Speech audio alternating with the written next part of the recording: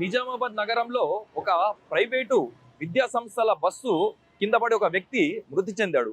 అదే సంస్థలో పనిచేస్తున్న ఒక క్లీనర్ కూడా ఆ బస్ వెంబడ వచ్చి పిల్లల్ని ఎక్కించుకునే తరుణంలో బస్సుని వెనుకకి రివర్స్ తీసుకునే అదే క్రమంలో బస్సు డ్రైవరు అతనిని గమనించకపోవడంతో ఆ క్లీనర్ ఎవరైతే ఉన్నారో అతని తలపైకి ఆ బస్సు యొక్క వెనుక భాగాల్లో ఉన్న 2 టైర్లు కూడా అతని తల మీదకి ఎక్కి తల నుజ్జు అయిపోయింది.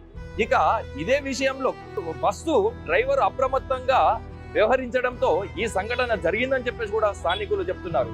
ఇక ఈ రోజు ఉదయమే ఇటువంటి సంఘటన జరిగినందుకు కూడా చుట్టుపక్కల ఉన్న వాళ్ళందరూ ఒక్కసారి షాక్కి గురి అయిన పరిస్థితి నెలకొంది.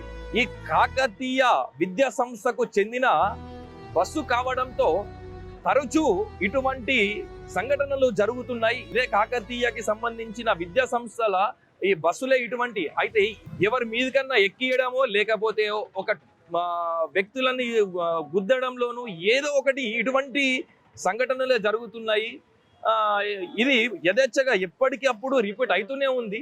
ఇక ఇటువంటి దాన్ని కూడా కొద్దిగా కంట్రోల్ చేసుకోవాలని చెప్పేసి కూడా చుట్టుపక్కల ప్రజలు కూడా చెప్పడం జరుగుతుంది. ఇక డ్రైవర్ నిర్లక్ష్యమే దీనికి కారణం అని చెప్పేసి కూడా మనము చెప్పుకోవచ్చు.